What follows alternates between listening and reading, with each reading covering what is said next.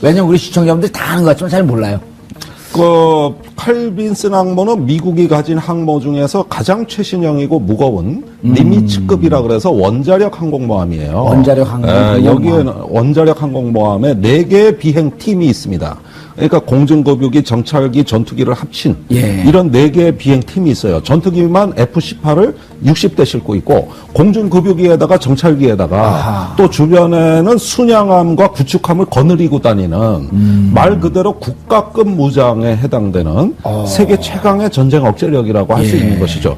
이게 움직인다는 건 보통 일이 아니죠. 출동하는데 시동 한 번 거는데 2억 달러 들어요. 2억 달러요? 시동 한 번만 거는데. 그럼 2천억. 그리고 그 항모의 일일 전기 소비량이 부산시하고 맞먹어요. 그래서 안에 7,000명이 그 전투원이 있는데 언제나 한번 두 형제가 동시에 근무한 적이 있는데 제대하고 알았대. 안에서 서로 못 만나가지고. 그래서 나중에 알아보니까 같은 항모에 근무했더라고요. 너 어디 있었냐? 나 칼빈슨. 그러니까 나도 그래? 나도 없었는데? 다른 항모에 있었는데. 너 짝퉁 칼빈슨 아니야? 네. 그러다 보니까 같은 칼빈슨 호에. 그렇죠. 그런 일이라도 실제 벌어지는 이거 실합니다. 그런데 이런 항모가 근처에만 떠도 중국이 쫀다고. 중국. 중국이 뭐예요? 정의당 의원이. 중국. 그런데 이게 1월에 애리조나 모항을 출발했어요. 미 3함대 소속이에요. 여기는 7함대 관할 구역입니다. 지금 동북아가. 동북아시아는. 거기에는 또 다른 루즈벨트 항모라고 있어요. 그런데 3함대 전략이 추가가 돼가지고 남중국해는 7함대, 이 동북아는 3함대로 이 지휘권을 나눠가지고 동시에 훈련을 하는데 이것도 사상 처음 있는 일이에요. 7함대, 3함대. 3함대. 과거에는 이런 적이 없어요. 그런데 3함대가 여기서 이제 작전 다 끝내고 1월에 이제 2월에 남중국해 훈련, 3월에 여기 동해에서 키 리졸브 훈련, 독수리 훈련, 독수리 훈련 다 끝내고 부산에 입항해서 좀 쉬다가 이제 호주로 또 다른 훈련을 하러 가던 중이었다고. 그런데 미중 정상회담이 거의 결렬에 가까운, 적어도 북한의 문제에 대해서 이견으로 결렬에 가까운 미중 정상회담이 있었고 또 그 와중에 시리아 폭격이 있었어요. 그러니까 트럼프가 잔뜩 그 중국의 과시적인 행태를 하고 있던 중에 이제 그 결렬된 북핵 회담에 사드 문제가 걸려 있고 하다 보니까 트럼프가 호주로 가던 애한테 칼빈슨 호에 연락을 해서 너 일로 와, 거 가지 말고 이렇게 된 거예요. 그 속사정은 아무도 모르고. 그런데 이번에 시리아 폭격을 할 때 미 NSC가 그 사실을 몰랐다는 거 아니에요. 트럼프 대통령의 단독 충동적으로 해가지고 미 NSC 요원들이 시리아 폭격하는 줄 몰랐대. 그 정도로 트럼프가 요즘 좌충우돌을 하고 있어요. 그래서 칼빈슨 홍모 한반도로 빼 이래가지고 갑자기 올라오는 게 됐거든요. 아닌 밤중에 날벼락이에요. 그래서 이제 제가 보기에는 오바마 8년간의 전략적 인내 시대가 끝났다. 이건 미국이 이제 그건 끝났다 그랬어요. 그랬더니 전략적 충동의 시대가 왔다. 전략적 충동의 시대가 왔다. 계획이고 뭐가 없다. 자, 하나 더 질문요. 칼빈슨 호가 우리 언론에 보도되기에 참수 작전에 주로 동원됐던 이런 보도들이 나왔단 말이에요. 이게 맞는 얘기, 틀린 얘기예요? 그건 맞는 얘기입니다. 왜냐? 과거에 클린턴 대통령 시절이나 조지 부시 대통령 시절에 북한을 폭격한다 그러면 영변 핵시설을 정밀 폭격한다. 외과 수술적으로 폭격한다. 이런 선제 공격론이었습니다. 그렇죠. 근데 지금 그게 의미가 없어졌어요. 많은 핵물질을 생산해서 다 분산시켜놨는데 원자로 하나 부순다고 아무것도 없어요. 최근에 미국이 북한에 대한 선제 공격의 주된 주안점은 김정은 정권 제거 쪽으로 많이 이동했습니다. 참수작전 쪽으로. 그래서 미국의 특수부대가 키 리졸브 훈련 때 다 와 있었어요. 걔들이 빈라덴을 제거한 부대입니다. 그래서 이런 부대들이 정권의 지휘부를 참수함으로써 핵을 가졌든 말든 그 명령권자를 제거하고 그다음에 시스템을 마비시켜서 이래서 한번 북한의 핵미사일을 무력화할 수 있는 것이다. 이런 패러다임으로 선제 공격론이 많이 옮겨갔다는 겁니다. 지금. 빈라덴을 제거했다라고 하는 팀을 걔들이라고 부르니까 개인적으로 친한가요? 그 팀하고? 그냥 비밀스러운 애들이니까. 그것도 수없이 연습하고. 근데 무척 친해 보여요. 별로 안 친해요. 자, 김영윤 교수님. 네네. 왜냐면 이런 내용을 알아야지 우리가, 야, 그 전혀 안 나는데 그래도 네. 가짜 뉴스를 만드는 사람들 무척 이제 아주 조밀하게 만들어요. 근거 있게. 네. 근데 미중 정상회담이 거의 결렬지경에 간 상태에서 시리아를 때렸다. 미중 정상회담에 대해서 또 소개해 주셔야죠. 미중 정상회담은 두 가지 측면을 봐야 됩니다. 예. 하나는 이번 미중 정상회담에서 결론이 난 것은 미국과 중국의 무역 역조를 해결하는 그런 차원에서 100일 계획을 그런 시행하는 그것만 하나가 이제 결론이 난 겁니다. 예. 한편으로 보면 무역과 북핵 문제 중에서 무역에 이번에 포인트를 둔 회담이었다 이렇게 볼 수도 있고요.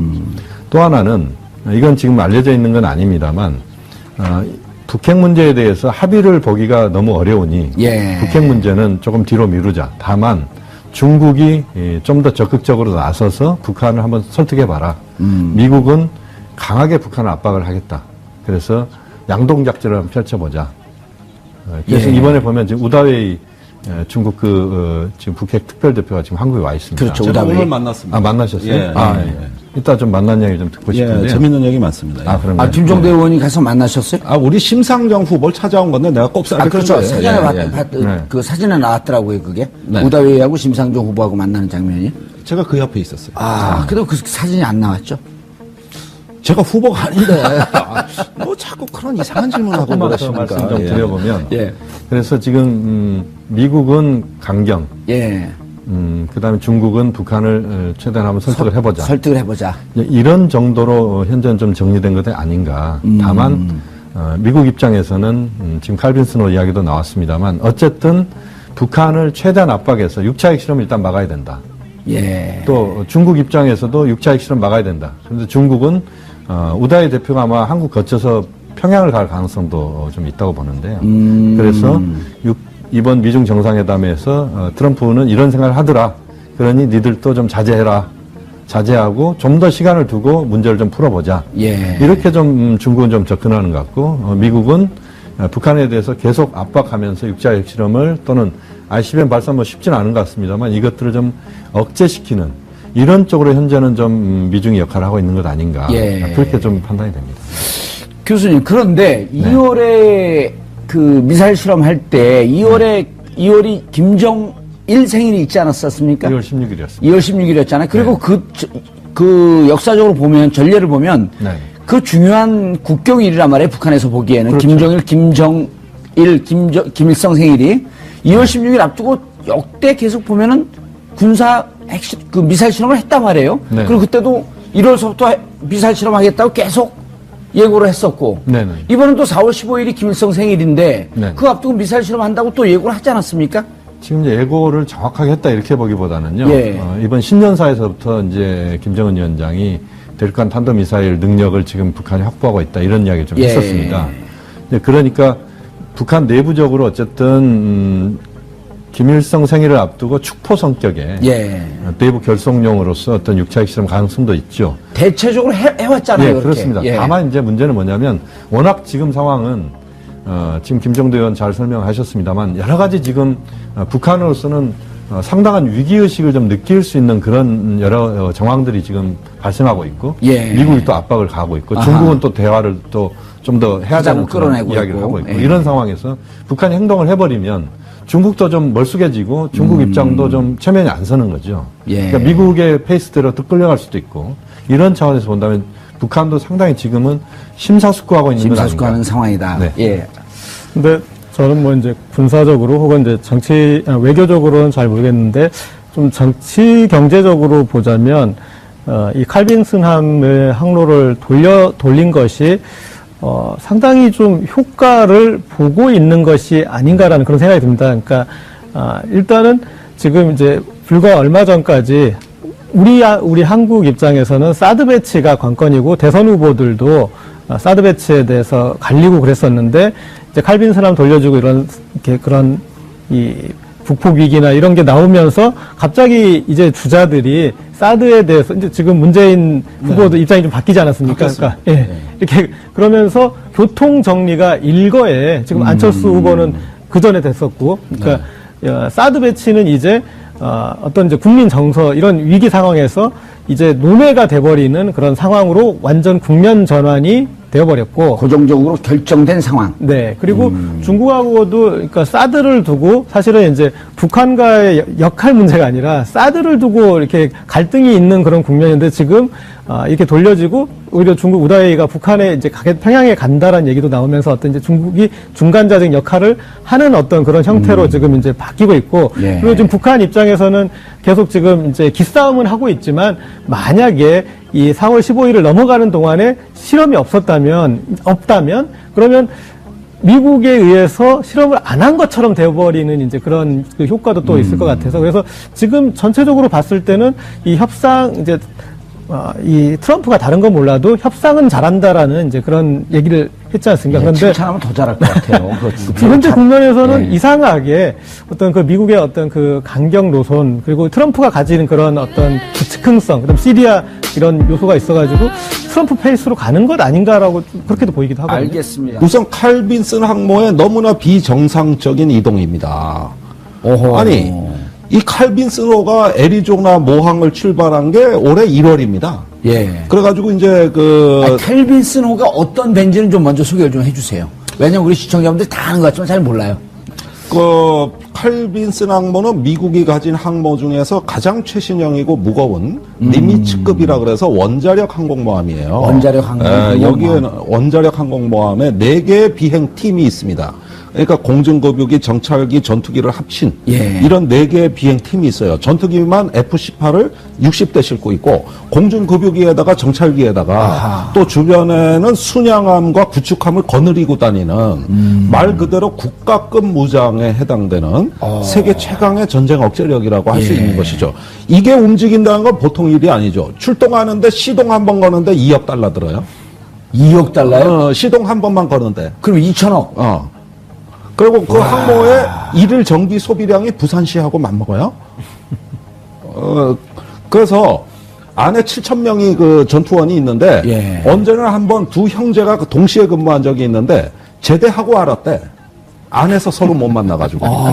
그래서 나중에 알아보니까 같은 항모에 너 근무했더라고요. 어디에 있었냐? 나 칼빈슨. 그러니까 나도 그래? 나도 거기 없었는데? 다른 항모에 있었는데. 너 짝퉁 칼빈슨 아니야? 네. 그러다 보니까 같은 칼빈슨호에. 그렇죠. 그런 일이라도 실제 벌어지는 이거 예. 실합니다. 그런데 이런 항모가 근처에만 떠도 중국이 쫀다고. 중국. 중국이 뭐예요? 정의당 의원이. 예. 중국. 그런데 이게 1월에 애리조나 모항을 출발했어요. 미 3함대 소속이에요. 예. 여기는 7함대 관할 구역입니다. 지금 이 동북아가. 동북아시아는. 거기에는 또 다른 루즈벨트 항모라고 있어요. 예. 그런데 3함대 전략이 추가가 돼가지고 남중국해는 7함대, 이 동북아는 3함대로 이 지휘권을 나눠가지고 동시에 훈련을 하는데 이것도 사상 처음 있는 일이에요. 7함대, 3함대. 3함대. 과거에는 이런 적이 없어요.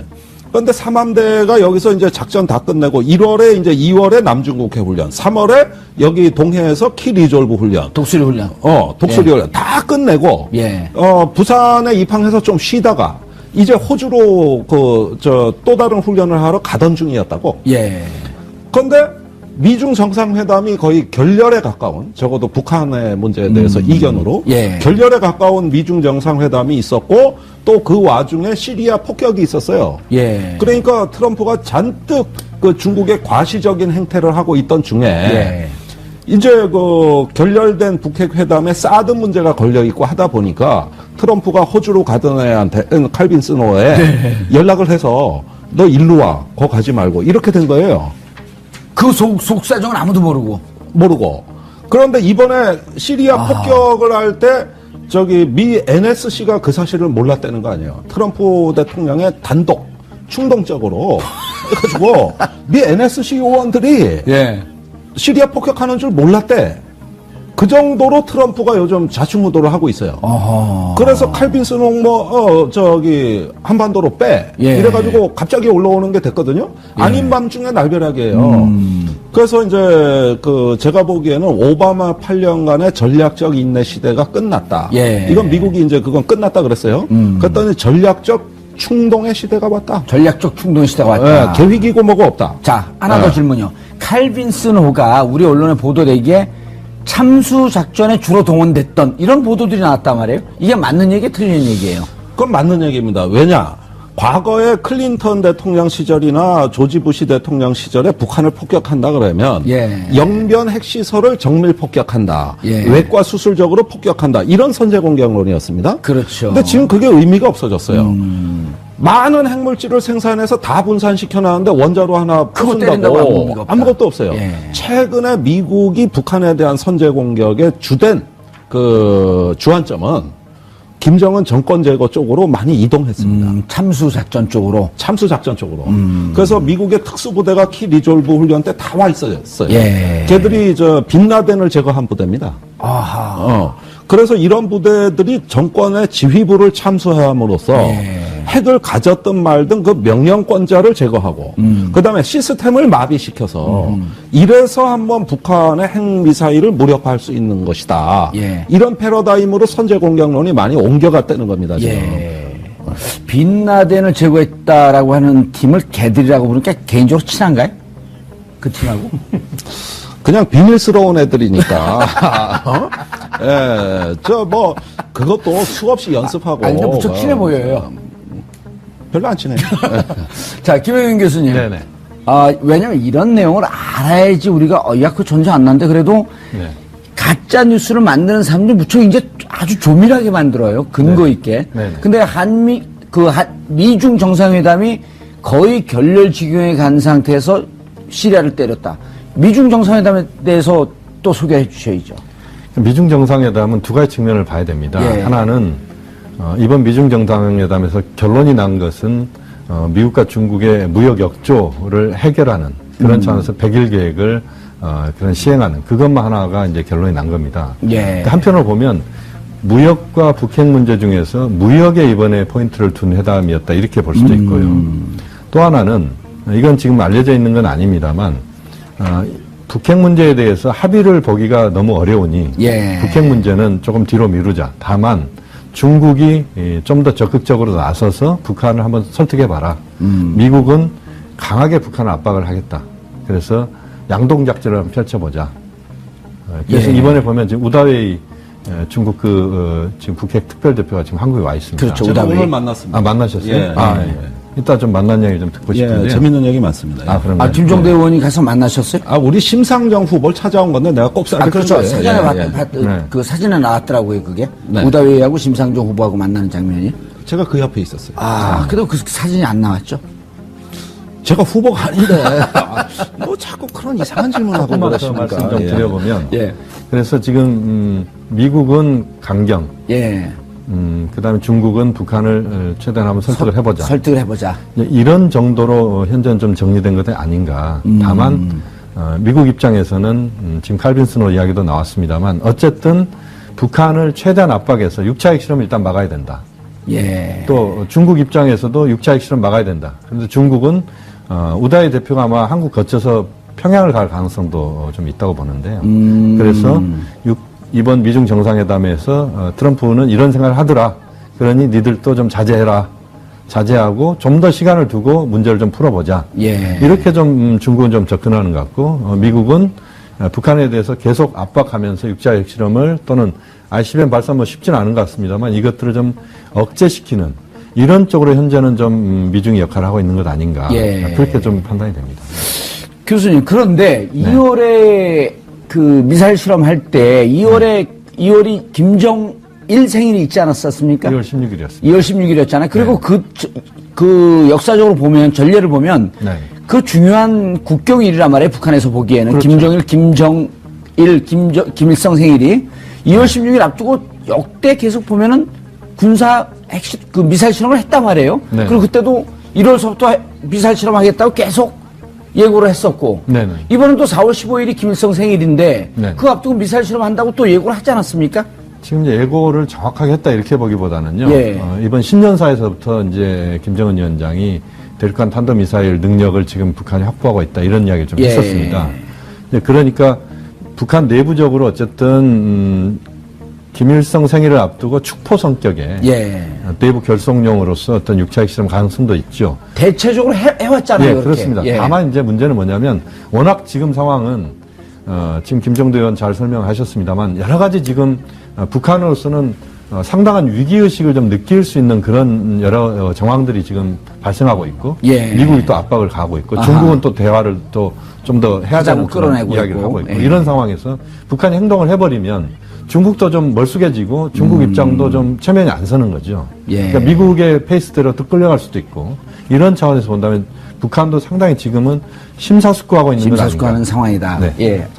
근데 저는 뭐 이제 군사적으로 혹은 이제 외교적으로는 잘 모르겠는데 좀 정치 경제적으로 보자면 이 칼빈슨함의 항로를 돌린 것이 상당히 좀 효과를 보고 있는 것이 아닌가라는 그런 생각이 듭니다. 그러니까 일단은 지금 이제 불과 얼마 전까지 우리 한국 입장에서는 사드 배치가 관건이고 대선 후보들도 사드 배치에 대해서 갈리고 그랬었는데 이제 칼빈슨함 돌려주고 그런 이 북폭 위기나 이런 게 나오면서 갑자기 이제 주자들이 사드에 대해서 이제 지금 문재인 후보도 입장이 좀 바뀌지 않았습니까? 그러니까 예.